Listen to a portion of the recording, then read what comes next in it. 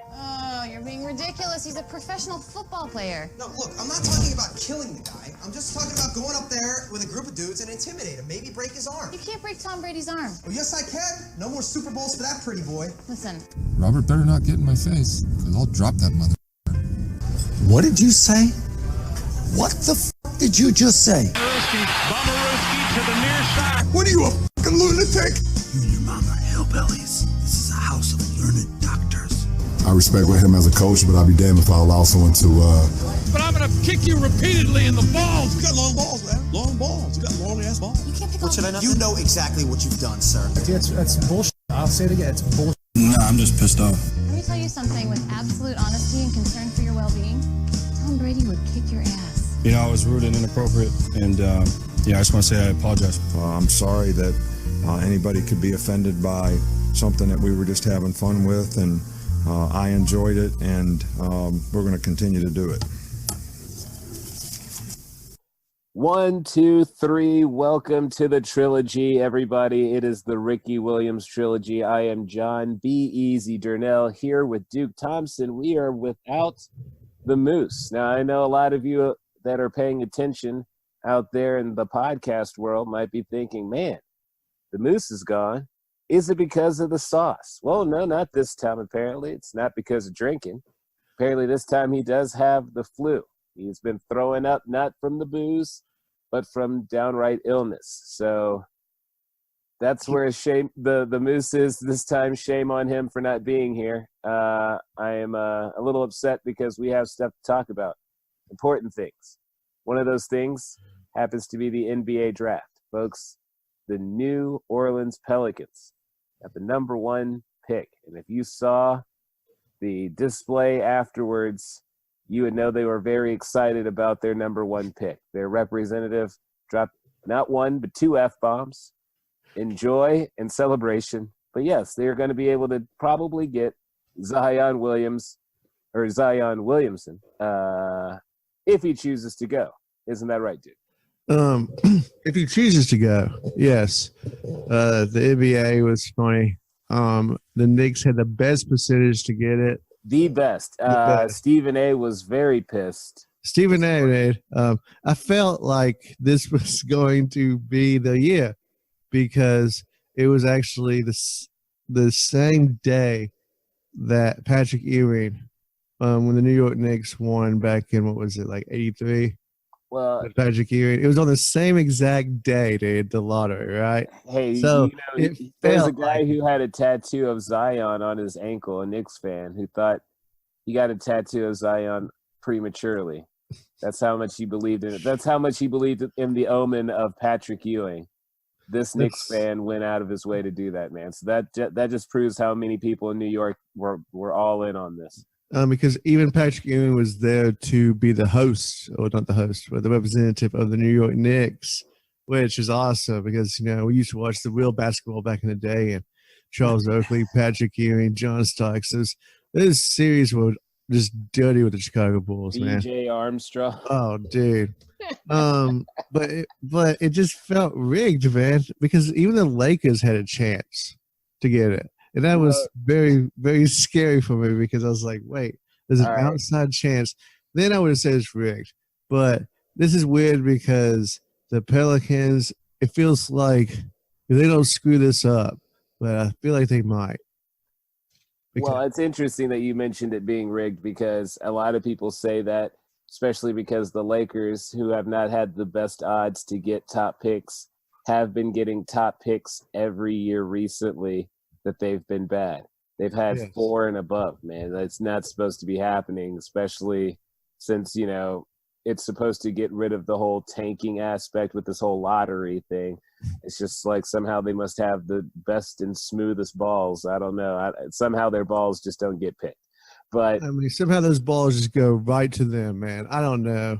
You know, it does seem strange. It does seem strange because their percentage of winning was very low, and they still got the number 4 pick. It was like 9%, like 8%, man. I want those odds when I go to the casino, man. I can win. Yeah, I'd be a rich man. We all do. We all want those odds when we go to a casino. We want to have 8% odds and always win. We would be walking out with just barrels of money. Barrels, wheelbarrows of money. Yeah, but man, dude, amazing that they were able to pull that out. Now, New Orleans getting this, people are like still saying it's rigged because here's the thing: the two top teams that got it have the two lowest attendance in basketball right now, with Memphis and New Orleans. So if they both have early picks, maybe they can get superstars that will change their small market and make it so that they can stick around. So, I mean, even if it's not rigged, it still kind of feels rigged, because then who gets number 3? The New York Knicks, because they need it more than the LA Lakers. So it's just like, yeah, it still kind of seems fishy, because the Phoenix Suns still really don't get too many opportunities. Even though last year they got the number 1 pick, I think, and they still screwed that up. What the Suns pick at 5th? I think they're maybe 6th or 7th, somewhere around. See, that's awful. Like, right? Yeah, exactly. Because they were the worst team, I believe. The worst. That's why it's like basketball is just horrible now, man. They don't want to encourage tanking, but yeah, that's what they do because these kids just can't play. I mean, it's great. It's great to discourage tanking, man, because I mean, it is a smear on the NFL. Like, you can tell sometimes when a team is all like, "Well, we're going to wait for the first." Stuck for luck. Yeah, I would know that. Yeah. Well, but you know what I'm saying? Like, but you know, it's obvious when that stuff is happening, and it does kind of, you know, lower the quality of the NFL sometimes, because then you get teams like the Buffalo Bills who make it into the playoffs because, you know, there's tanking going on and certain teams aren't trying to win because their season's over. So then the Bills slip into the playoffs, and then what do? Get embarrassed immediately because just by the numbers they deserve to be there. But do they really deserve to be there? No. You know, so it's like it's that kind of stuff that kind of happens, man. But either way, man, I'm interested to see what the Lakers are going to do, or at least what these top teams are going to be doing, because there's a lot of speculation. Like, a lot of people were thinking Anthony Davis was going to leave the Pelicans because the Pelicans were going to maybe trade to try to get that number 1 pick. Well, now they have the number 1 pick, so there ain't no reason for them to trade for it. So now Anthony Davis might not be going anywhere. So the Lakers might have to look elsewhere for a superstar. Maybe go to Washington, see if they can get Beal from them or something like that. Because you don't want John Wall. I mean, he's too expensive and he's always hurt. I mean, but there's other people out there that they can go after, because the number 4 pick is mildly valuable, you know, because everybody's saying this is the worst draft class they've ever seen. But it's just like, well, Damn. I mean, no, I know it's pretty bad. People are saying this is like the worst draft class they've seen in a long time. But if that's really the case, you never know. There might be a couple of diamonds in the rough out there. There could be the next Steph Curry that people just don't know about yet. So you never know. Anything could happen. But Steph was drafted at 15, I believe, somewhere around there. Right, exactly. And so, I mean, like you said, I mean, it really doesn't matter at the end of the day. It's about, is your GM good enough to spot talent and recognize it? Because that's what the Patriots have been doing all these years, and that's why they're successful. And that's why other teams like the Raiders this year, who went after, like, I think they just blew their picks away. They just went. Well, they were very lazy. They went all with Clemson or Alabama or just all in the Southeast. It's like they went to 2 games to, you know, figure out who they were going to draft for the season. It's like, well, that's kind of dumb. I mean, you had 3 picks, man, wasted it. You pass up a great quarterback from Ohio State, you know, because the Raiders and the Giants both made very questionable. Dude. But I'm just saying, let's separate the winners from the losers. It's if you can't draft, man. And there's always been an argument, too, about do you draft the best player or do you draft for your needs? I mean, I say you got to draft for your needs and try to find the right people to fit into that.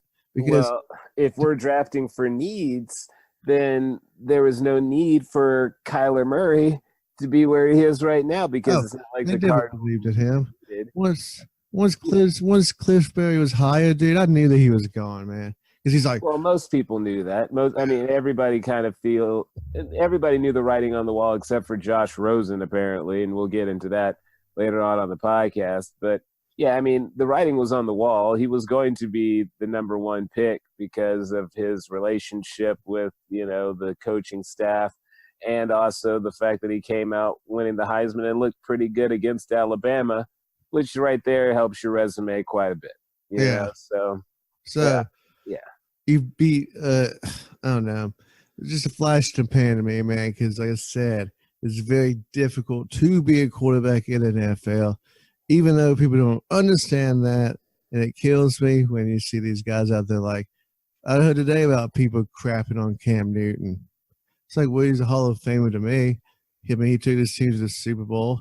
He lost to one of the best defenses. No shame in that. But, boy, dude, people, oh, Cam is done. He's garbage. He's this. He's that. But you got these other guys. Oh, Aaron Rodgers, yeah. Matt LaFleur's going to come in there and change that offense. It's like Matt LaFleur wasn't even allowed to pick his assistant coaches. That's how much they believed in. Okay, well, first off, he was hardly an offensive coordinator Hardly. in LA. And then he really wasn't much of one in Tennessee. So we had to overcome that shittiness. You see, like we could have been a 12, 13 win team, man, with some talent. But no. Simmer down now. We could have led. It was just bad play calling. It's like, and then, dude, what kills me too. Well, he didn't start using your running backs until later in the season for some reason. Yeah, it's just like at this point in time, why weren't you using them before? Maybe you could have won a few more games. We lost our best receiver with Delaney Walker the first fucking week of the game. And then so we're like, oh, well, crap. Let's give Mariota some help. No, we're just going to keep throwing to receivers crappier than hell and not use Derrick Henry at all. Even though he had trouble getting going. No. Oh, yeah, and we also have Deion Lewis to help out. But no, Matt LaFleur, then now. Well, that's why I said your running backs. Like, you had two backs that were good. You had, again, some leftovers from New England and a Heisman Trophy winner. And the fact that they were barely being used until the second half of the season made no sense. No sense. And then you got all that. And then he goes and interviews, and the first interview they have is him, and they say he's hired. Like, what the hell, dude? Yeah.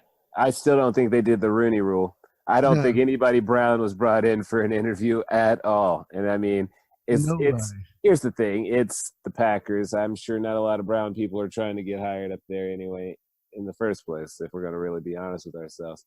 So, but it just added up. I was more excited this year because he's gone. I think it was a big problem. And he's going to fail up there, dude. Aaron Rodgers is not going to have his crap. Aaron Rodgers is impatient as hell because he knows.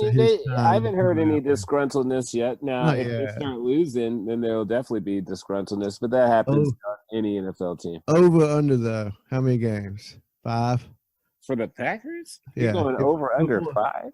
I would say no over under before we start hearing rumors about Aaron Rodgers doing shit, talking shit. How many losses does it have to take? I mean, look, it'll be after if they have 3 losses by week 6, then there's going to be a lot of trash talking. Yes. Yeah. Because if they're 3-3 or even worse than that, something around 2-3 by that point, it's not going to be good. It's like you bring in a coach that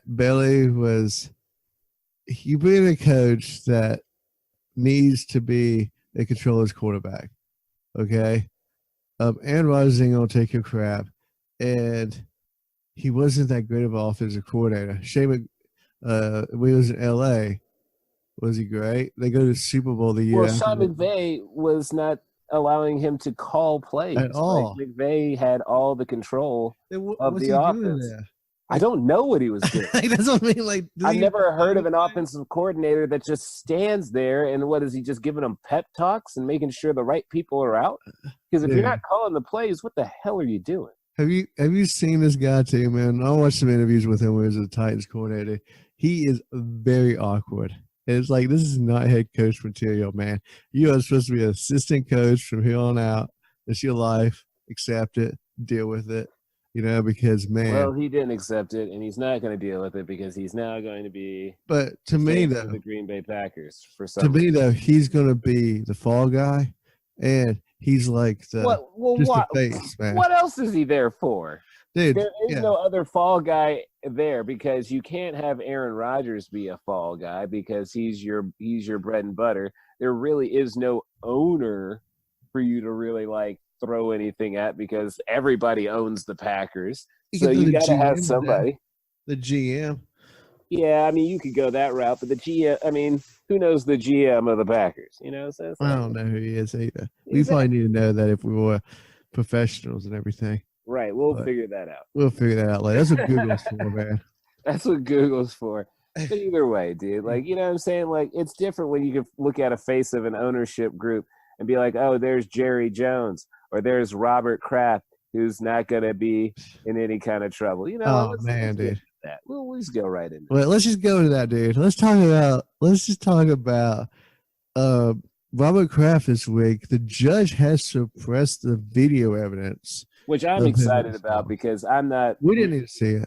I'm not. Yeah, I was not excited to see Robert Kraft getting a handy or whatever he was getting in a strip mall massage parlor. I don't know why it drew a blank. I just wanted to immediately just say whorehouse, but you can't. That's not exactly what it was. That's not technically PC. Well, that's not what it was. That's illegitimate massage parlor, because we know there's some good massage parlors out there. There are some legitimate massage parlors. That was not a legitimate one. No, it was not. If you feel shady when you walk in there, it's probably illegitimate. You know, so just walk out like Kraft should have walked out, but he chose not to. He didn't. He knew what he was walking into. He knew, he was walking into a place of ill repute. You know, like he knew that there was going to be some stuff going on there. But so the judge must have taken his money and said, "Yeah, we're not going to." Oh, that's obviously. That's yes, I said it out loud. I apologize. You know, money was passed. This is absurd. Money was passed. So now what kills me is like, okay, whatever, Kraft, you got away with it. But now there's rumors that the NFL will not do anything to him. That's the part that kills me too, dude. Because in the past, players have done things and they have been immediately punished. You know, I mean, when I'm starting to think about it, dude, like I haven't heard of any kind of punishment for the guy who beat up his wife in San Francisco. Have you heard of any kind of punishment for him? No, I haven't. It's just like, well, if you're the CEO, I guess, you can do whatever you want. Is what we're really learning. I know. It's just kind of like, to me, you got people. Okay, Brady was suspended 4 games for apparently ball tampering. Ball tampering, right? And so I just say the owner needs to be held to the same standard you're going to hold the players to. I'm sorry, but that's just what it is. I don't know about the same standard, but at least to a standard. You can't. I mean, because if you're getting punished for deflating a ball, apparently, then you should definitely get punished for going to get street handies. Like there should definitely be a punishment for that. I still love the people. I'm not. Hey, listen. I'm not a Patriot fan. I crap on the Patriots as much as anybody, but I respect them. And so, but to me, when they suspended Brady for 4 games for balls that were deflated, and they couldn't even really prove that because it was cold. Yeah. But we know that if you have a car, that air pressure leaves your tire when it gets cold outside. So I guess the same laws of physics and science would apply to that. But people still say he cheated. How did he cheat? No. But he still threw the ball. Kraft ain't even going to get suspended a game. Like, I mean, at least throw that, like, Goodell fine. Drop a fine, at least. At least. Drop a fine. Like, now owners are like, well, now we can just do whatever we damn well please. Like, I mean, dude, you know what us say? He should suspend the entire year. He was driving drunk. He had heroin. He had Oxycontin. He had cocaine. He had some kind of speed. I'm sure it was pills and shit. And open containers of alcohol in his car. Gets pulled over. Goes to rehab. Passes himself on the back after 2 AA meetings and gets suspended 6 games. Oh, sorry, you can't come to your games for 6 games. You just have to stay home and watch it. Like a year. Give him a year to be like, no, we ain't gonna do this because you put people's lives in danger. But no, Goodell. So now Goodell's just gonna be like, oh, well, I ain't gonna do anything because I mean, if he didn't do anything about spying, I guess no one was technically hurt in this situation. No one was harmed. Kraft did pay his money, and I believe Kraft did complete, as far as we know. So everybody involved was satisfied. What about and no one was hurt. So I guess under those rules, and no harm, no foul. But he still should be punished because, I mean, there's the time those Vikings had prostitutes on a boat out and took them to a different state, and they got in trouble. So I'm looking it up now, but you know Plaxico Burress, right? Well, yeah, Shot himself. He did shoot himself. He messed shoot up himself. my fantasy team one year. And did he not? I'm trying to see. Was he suspended by the league for any games? Oh yeah, he was definitely suspended.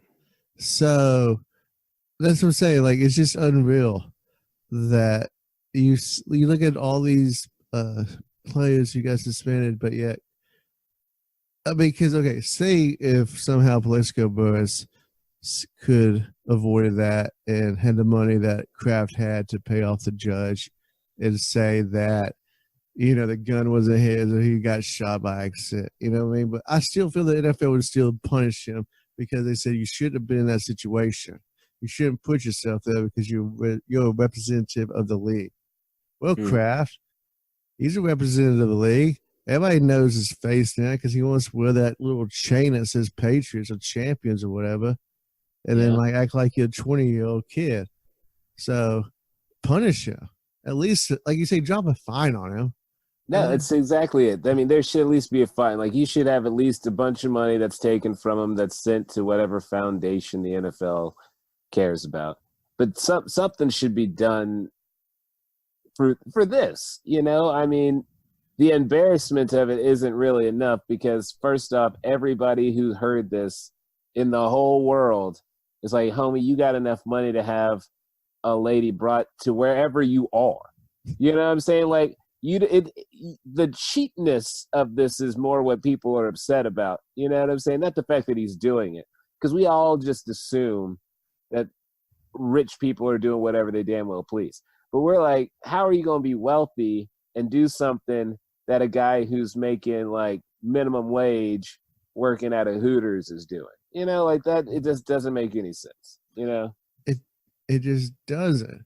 And it bothers me because you treat these players and you want to hold the players to a higher standard than you do the owners of the league who helps create the league and run the league.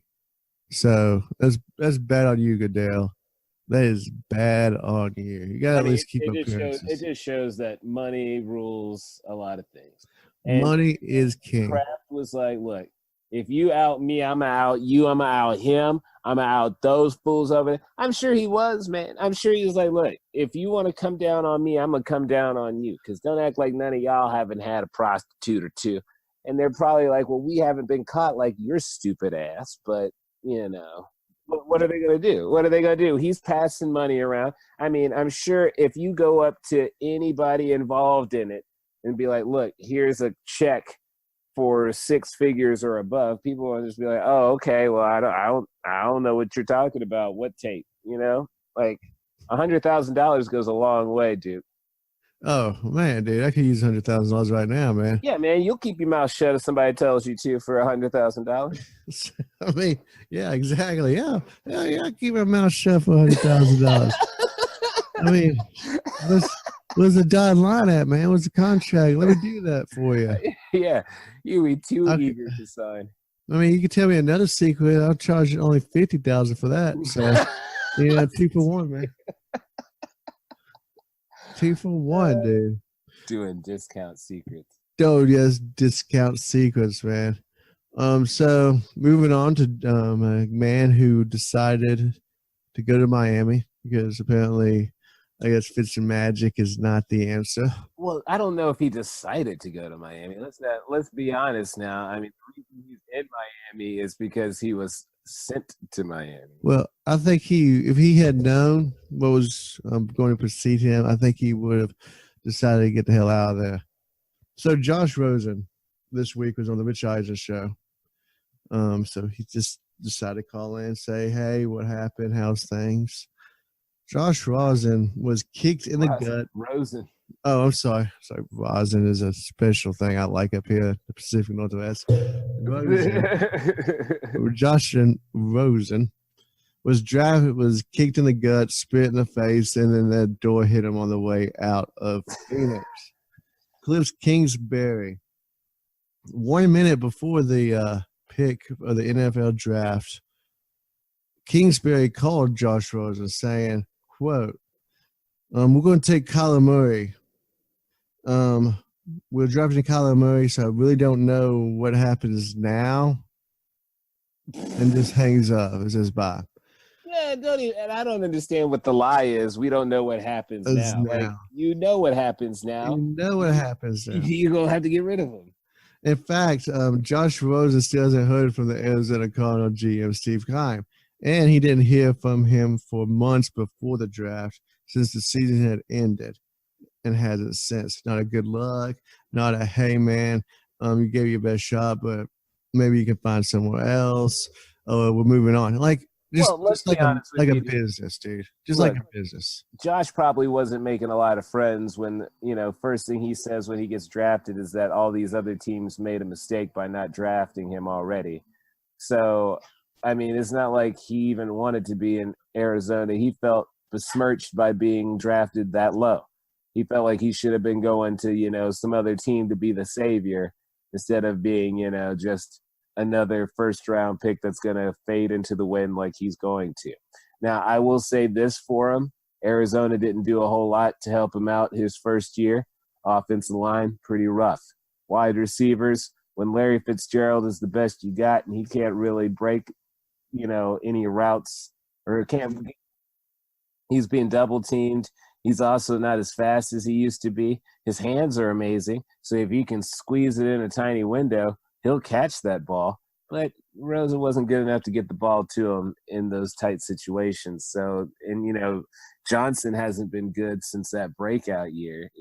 It's just not the same team that was there when, a couple of years back. You think this team from 3 years ago, it could still be the same team, but it's not, man. 3 years, a lot of stuff changes, man. So here's the thing. Josh is going to go off to a situation where he's probably going to be given a chance, kind of. The chance is if you do it, great. If not, we've got Fitzmagic. He'll give us 4 weeks. If he's not any good, even better. We're going to go to try to get Tagovailoa, so Miami doesn't care. That's it. That's really what it's about. I think that, like you said, Fitzmagic ain't the answer. Here's the thing about quarterbacks. If they were the answer, they would be the answer. Fitzmagic, he ain't the answer. He played at Tennessee for a little bit. I got hyped up on that. He was not the answer to He was not Tennessee. He was not the answer in Tampa. He was not the answer in Miami. He's not the answer. He's a backup quarterback. He's a guy to come in to win the game for you, to maybe he gets you starting quarterback just prepared for the game. He's good at that. He's like a coach basically. And then he'll go out and win 5 games for you. That's it. No, he won't get you 5. He'll get you 4. Maybe 4.5. Really, he'll actually get you 3 victories, but 4 good games. Like somehow, like one of the games, he'll throw a couple of too many interceptions, but he'll turn around and give you 4 touchdowns with the 2 interceptions. Now, those 2 interceptions will happen in like crucial moments. And then one game he'll throw like 10 touchdowns and go for 500 yards, and you're like, "Where has he been? It's Fitzmagic." It's like, nah. It's just a blind squirrel finds a nut every now and then. He does well for a few weeks, man. It's as if like he's only as good as a middle school football player as far as his stamina. Like he can give you an 8-game season, maybe not even that, So if you do the numbers on an 8-game season, dude, that's an amazing quarterback. Unfortunately, the season is 16 games, so he's not amazing. 16 games, people, and he is not amazing, but yet somehow every year, like I hear this crap too. They talk about Tannehill. watch out for Tannehill. Watch him do what? Well, shoot, I'll tell you, you need to Till watch his out for him. ACL. He's going to take over your boy's spot, man. No, he's not, dude. You know why? Because he is garbage. He's a bag of quarterback, just like Fitzmagic, dude. And talk about getting hurt. He got hurt by running practice drills until his ACL. Yo, So your dude got hurt in practice, didn't he? Your number one pick. No, he didn't get hurt in practice. He got hurt in a game where he had a cheap shot of many, many times. I'll show you the cheap shots. But no flags are called because they're not white, you know. Because Cam gets hit like a linebacker in the head, no penalty.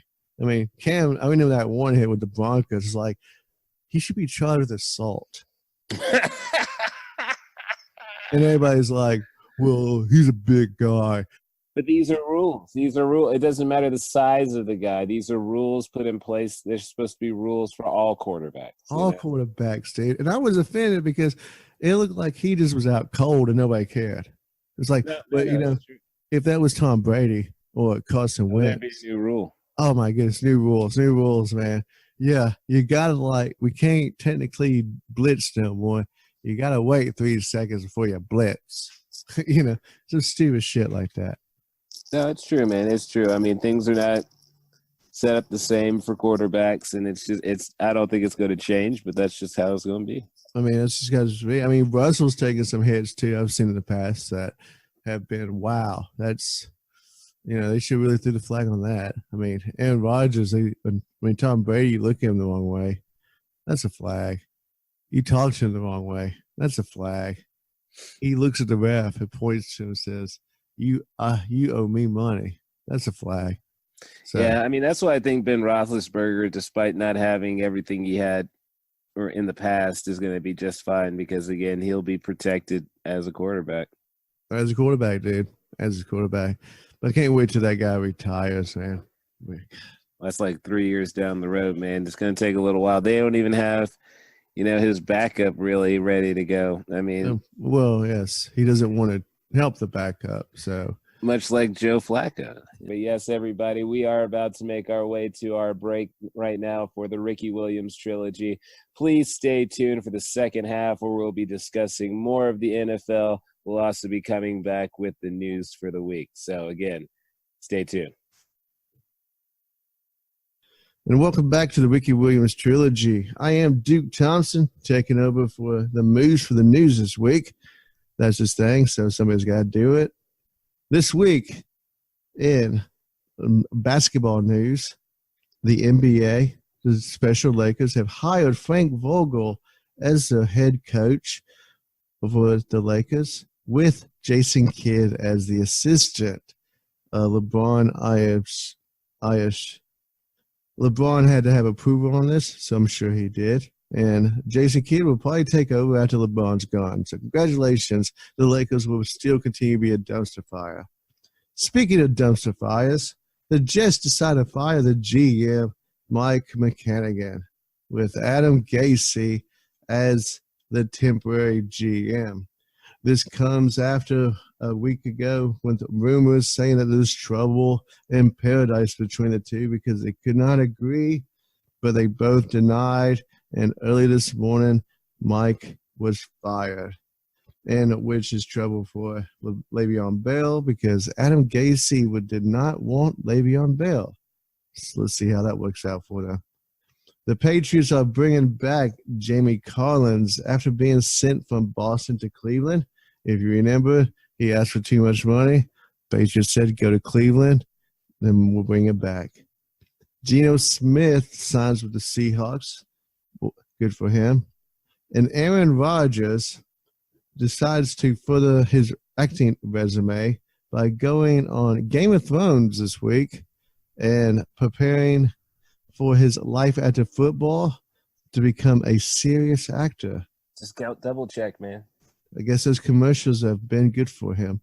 And finally, Carson Wentz, Adam Schefter, says Carson Wentz will be getting an extension before training camp happens, which is in about a month. And so talking about another overpaid quarterback, Carson Wentz. How you feel about that, buddy?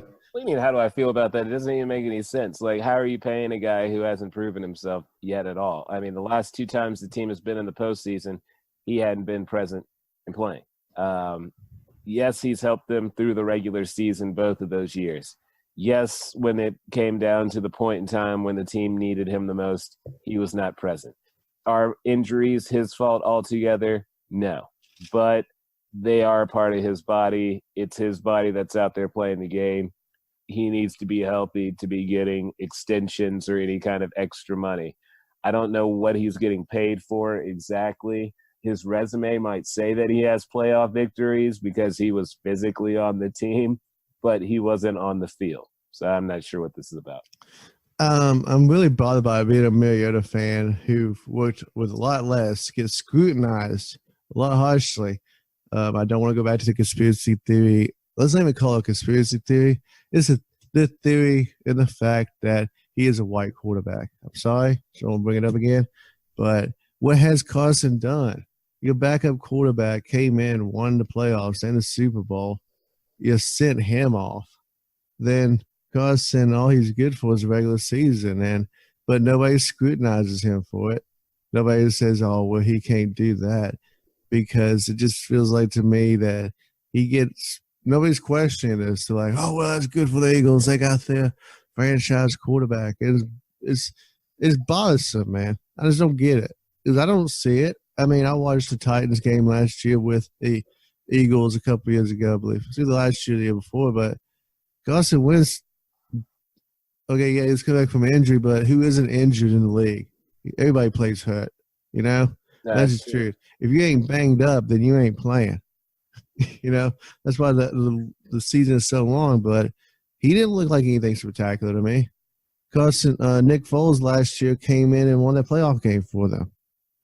And he looked damn good going to the playoffs for them. So the GM is just starstruck, or he just doesn't want to admit that he made the wrong decision and start all over and say that I want to ride or die with this guy. And apparently he's probably going to die with him. Yeah, I mean, it makes sense. I mean, the numbers aren't so bad that you have to be like, what are they doing? You know, like when he's out there and then when he's healthy, the team wins. Now, does this mean that he's going to be able to handle the pressure when it matters the most and get them through the playoffs? Not at all. I mean, Tony Romo gave you great regular seasons, and he proved he was not a postseason player. I mean, some players out there are just regular season players. Like, I would say Tony Romo, regular season player. Phillip Rivers, kind of like a regular season player. You know, they're not players that are going to get it done in the postseason, or at least they haven't thus far. So, exactly. And also, too, let's just be honest. The Eagles were pretty stout when Wentz walked into that door. They had some good receivers. They drafted where they had defense. Well, that's why they were able to just replace him with another quarterback and still get it done. They can still get it done. I mean, like, you should be ashamed that you sat on the bench there, Wentz, and watched Nick Foles go win a Super Bowl. Let's see. The Carson Wentz stats are, for his 3 years, 70 touchdowns and 28 interceptions. But I'm not really concerned about that. I'm more concerned about his win and loss record. Because that's what really does matter, right? I mean, because we live in a fantasy world now. Well, I mean, mostly they probably care what his WAR is, you know, wins over replacement. Like, and I mean, it probably isn't great. I'm sure Nick Foles probably won just as many games as he did. So they probably just won't even bring it up. Because we love to, hold on. Edit that out. Sorry about the mic, was weird. In 3, 2, 1. But in other words, people like to hide or pick and choose like a buffet of statistics. They're going to say, we can make you look really good over here. Looks like he's only played in 40 games. He has 4 comebacks, 4 game-winning drives. I mean, really, it's just I wasn't impressed with him. Every time I watch him, he just seems like he's benefiting from a great offensive line, and he's also benefiting from having great receivers. Because like you said, Nick Foles went in there like it was nothing, and bam, There you go. Yeah, he made Well, it work for him. And, I mean, they even had to probably change the system a little bit because it's not the same quarterback, not the same style, so you're probably not going to run the same exact plays. I mean, maybe, fashions of the same plays, but not the exact same. So, it's interesting that they feel like this guy needs to get paid, and I'm not exactly sure why. That's what bothers me because remember a few weeks ago, McNabb came out and criticized him. Yeah. And everybody was like, how dare you, McNabb? How dare you say that about a great white hope? But he's being honest. You've had your job. You've had your job pretty much done by a backup. And actually, probably a lot better. When it mattered the most, when it matters the most. Because to me, it's like, did he even play? He hasn't played in a playoff game yet. No, if I remember correctly. So he doesn't even have one playoff win. And now he's about to go get paid. Let's see. So he's 23-17. Mm-hmm. Okay. So he's only, let's see. Deshaun Watson's 14-9. Patrick Mahomes is 14-5. I mean, I don't see with Carson Wentz, I don't see it. That doesn't stack out. I want wins and losses. So that does you're 23-17, kid. Hey, I'm just saying the city of Philadelphia has been doing a lot of suspect stuff. I mean, for goodness sakes, they got Bryce Harper there, and he don't deserve the money he's getting either. So, I mean, look, I don't know what they're doing in Philadelphia. I don't know why they feel like they need to be just doling out money to anybody. Are they scared? Is that it? That they say they're just going to ride and die with this guy because we're afraid that we can't get nobody else in the future? And I think they're just happy that they got their Super Bowl victory and they don't know what to do from it. They got lucky with all the stars lining up in a certain way, but I don't think they can make it happen again. So they're frantic, and so this is what they're doing. I mean, he's only 5 games above 500. That's not very. I mean, I know Mariota's record's like not the best either, but he also went into a horrible situation. To me, it's kind of like, what have you done? And it's like you said, he hasn't been in the big games. First time he got hurt, okay, that sucked. It was a fluke. He was diving for a touchdown. Dude hit his knee. Shit happens. Mm-hmm. But yeah, Nick Foles comes in and lights it up, man. And we know when Kaepernick did that to Alex Smith, they gave Kaepernick the job. Right. They should have just shipped some good old Carson down to Jaguars. I mean, like, there you go, man. Well, I think they were going to try to give that opportunity to Nick Foles, but Nick Foles didn't start off the season as hot as they wanted him to. And then when they finally put him in later in the season, he was starting to click. And I feel like the team wanted to play for Nick Foles. I feel like the team doesn't want to play for Carson Wentz. And you got to think about that when you're hiring and you're putting all this money into somebody. It's like, does the team show up for this quarterback? And that's true. That's one of the things I see with Mariota and other quarterbacks that lead us, like Brady. I see that. Like, they really showing up for Kirk Cousins. They really ain't showing up for I don't even know. They're not showing up for Flacco. Because, I mean, he's a dick. Yeah. As we'll talk about in a minute. But this is what I'm saying. Like, I felt like when I watched the team with Nick Foles on the field, it was a different team. When I was watching, because I would watch the games with the Titans when it was Carson Wentz on the field. Different team. Then I watched the playoff game when Nick Foles comes in. And actually, the last few games before the season ended to help him get into the playoffs, he had a few game-winning drives, which were amazing. So it's like, okay, Wentz, why couldn't you done this? Like, these guys are balling out for Foles, but they ain't balling out for you. Yeah, it's something different. And I mean, it's something that you can't find on paper. That's something that's just you got to just know, and it's something that you feel or you notice or just it clicks. But there's just something that works better with the team when Nick Foles is running it. Now, who's to say things will look good when Nick Foles leaves that system and goes to Jacksonville? Things could fall apart. Much like, when Matt Castle left and he went, and looked awful everywhere else he went afterwards. It's not guaranteed that he's going to look good. Maybe he was just fit well into the system they created for him. But we'll see, man. We'll see about Jimmy G this year, too. Oh, man, Blake. Well, Blake will be sitting on the bench drinking Bill behind Jared Goff this year. Oh, yeah, he's definitely doing that. So, and then you got Flacco, man. Speaking of quarterbacks who are just mediocrity and think that their shit don't stink.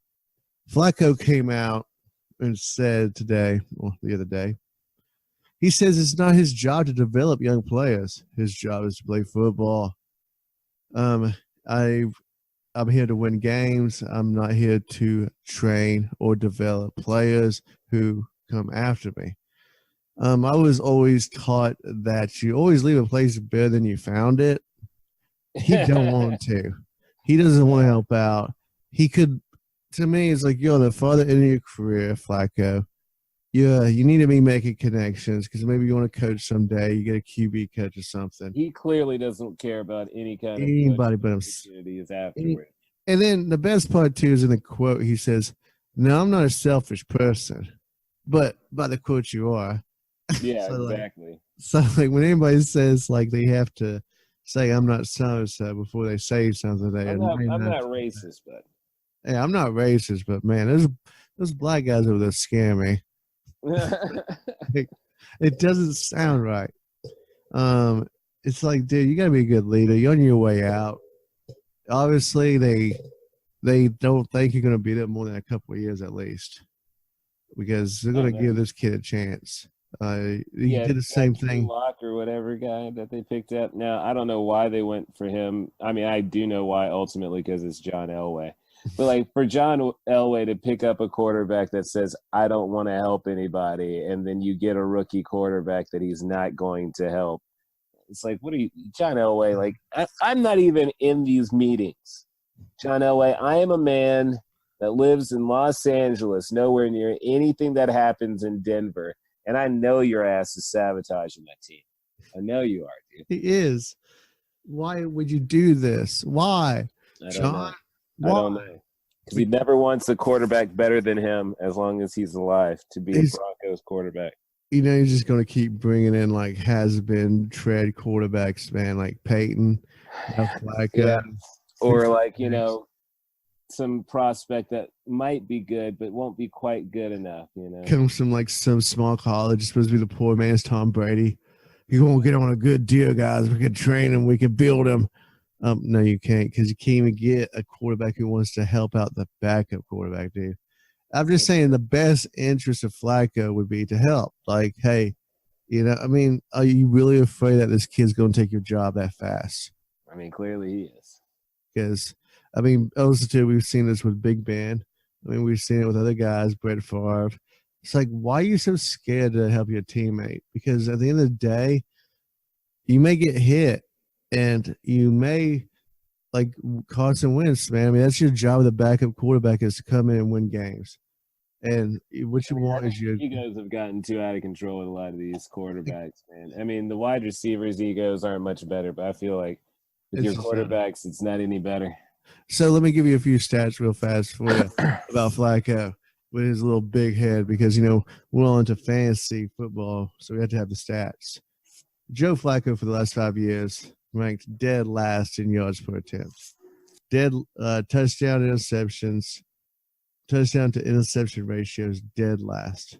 He was the second worst passer rating while going 41-41 as one of the highest paid quarterbacks in the league. 41-41 got the Baltimore Ravens $100 million got him 41-41, dude, after winning the Super Bowl. Okay, well, $100 million is going to get the Raiders another losing season with Chucky. So, $100 million don't mean nothing. But, yeah, dude, he wasn't good. He crippled his team right after that Super Bowl, especially after he claimed that the reason they won was him when we all know it was that defense and Ray Lewis and his, final swan song. I give him credit. He played probably the best he's ever played in the playoffs. He definitely did. That was something that you have to do to win the Super Bowl, which he did. But like you said, he crippled his team when he said, I might leave, man, and I won't take my Super Bowl ring with me because, we got a good team here. Like, no, you don't, because you can't pay nobody. Mm-hmm. That was the year that, what's his name retired? Ray Lewis, right? Yeah. Retired at the Super Bowl. Bam. He's gone. There's your defensive heart and soul of the team. Hell, there's your leader of the team because apparently Flacco didn't want to step up to the plate and do anything. So you're a bum, Flacco. Get your 2 years while the Broncos are going to be crap in the bed.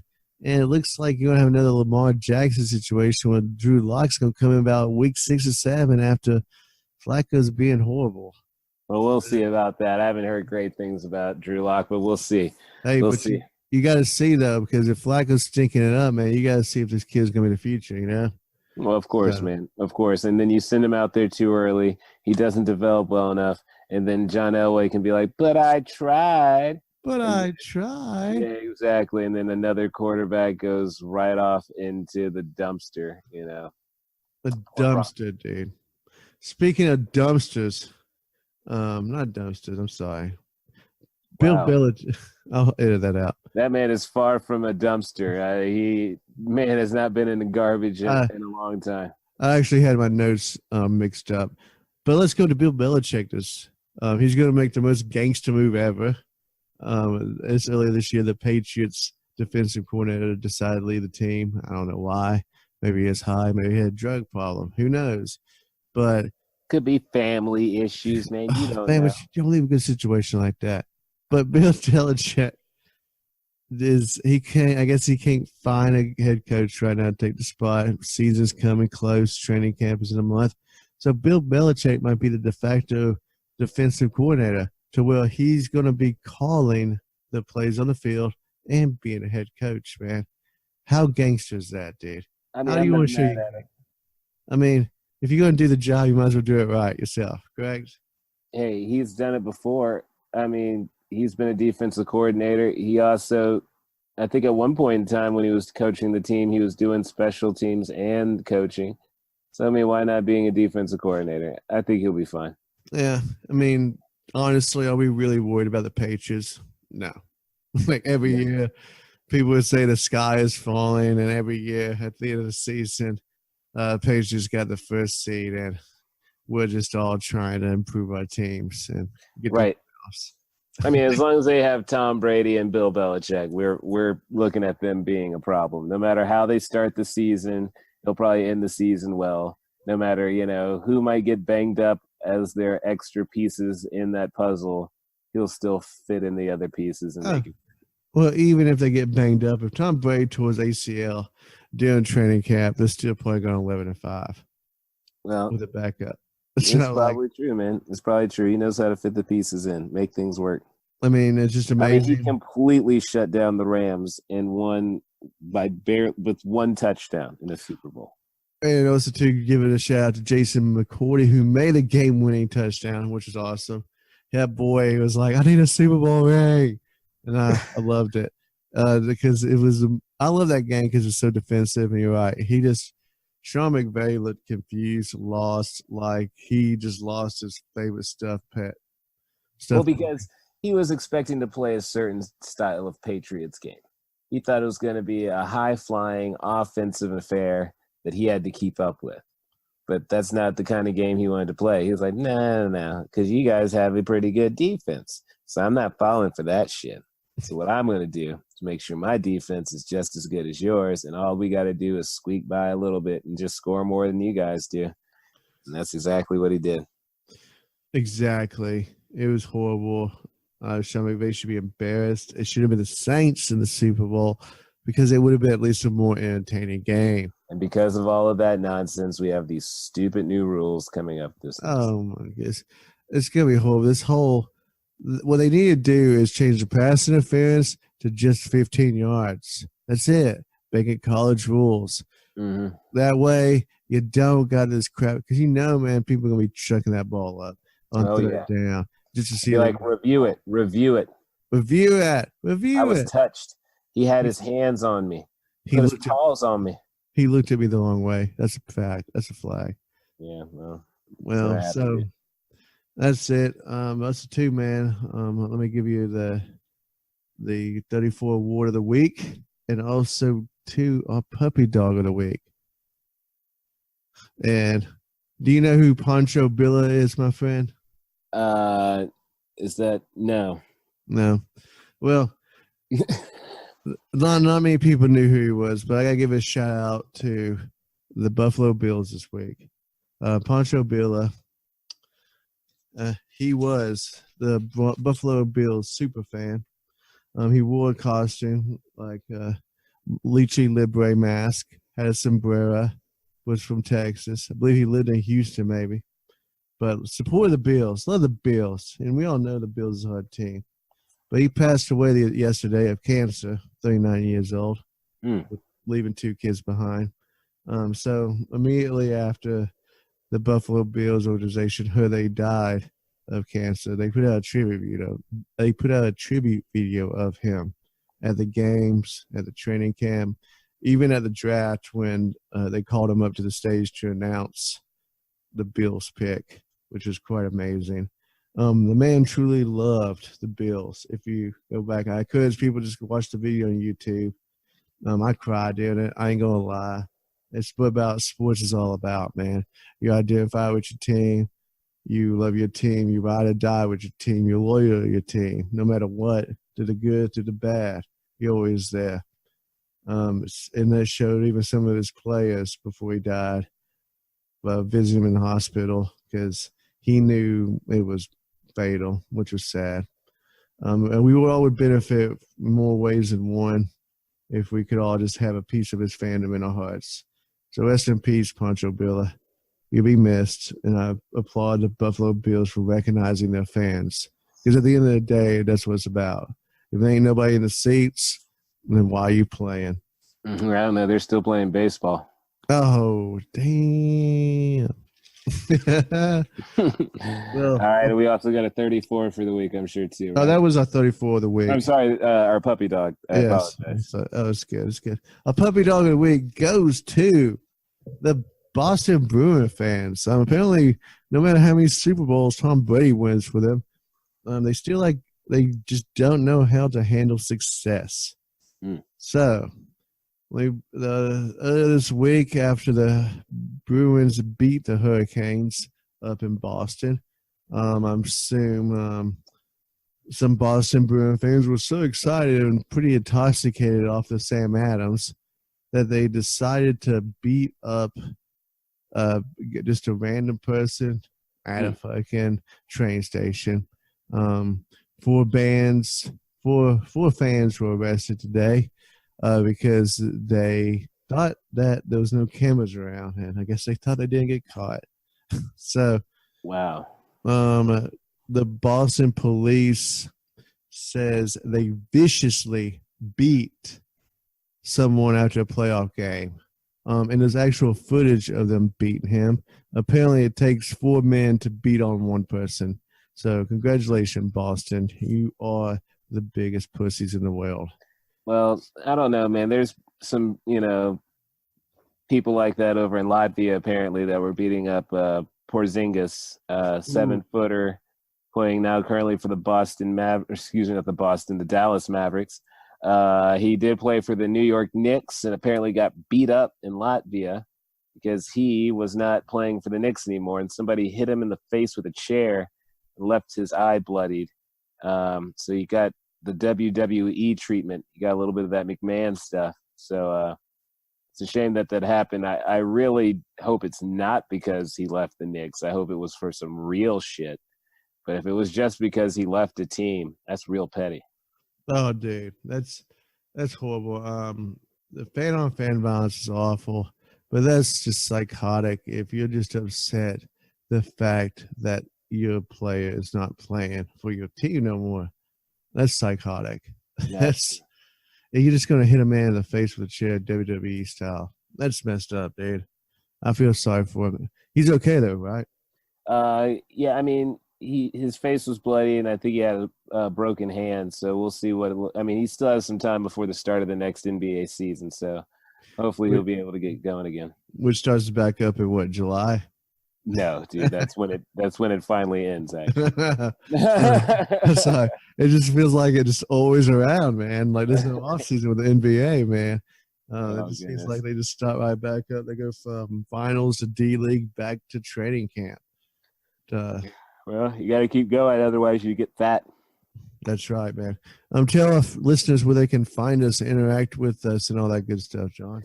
Yeah, man, you can find us on different platforms of social media. You can find us at Facebook through Fumblerooski Sports or through the Ricky Williams Trilogy podcast. You can also find us on Instagram at the RW Trilogy podcast, or you can find us on Twitter with, I believe, the same handle.